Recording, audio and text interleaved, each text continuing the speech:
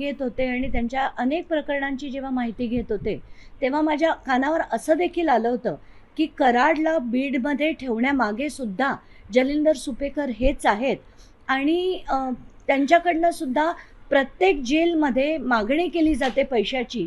आज मला वाटतं सुरेश धस यांनी असा काही आरोप केला आहे की 300 कोटीची मागणी जलिंदर सुपेकर यांनी केली होती. आता त्याचा पुढे खुलासा, अनेक खुलासे होतील.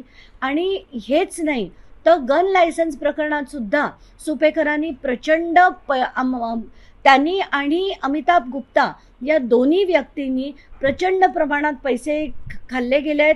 त्याची सुद्धा चौकशी सीएमनी परवाच्या दिवशीच लावली आहे. घेत होते आणि त्यांच्या अनेक प्रकरणांची जेव्हा माहिती घेत होते तेव्हा माझ्या कानावर असं देखील आलं होतं की कराडला बीडमध्ये ठेवण्यामागे सुद्धा जलिंदर सुपेकर हेच आहेत आणि त्यांच्याकडनं सुद्धा प्रत्येक जेलमध्ये मागणी केली जाते पैशाची.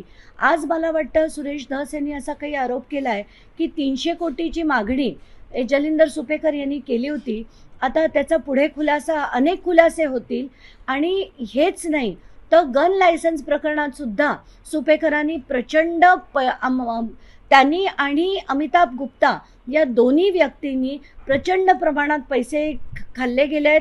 त्याची सुद्धा चौकशी सीएमनी परवाच्या दिवशीच लावली आहे.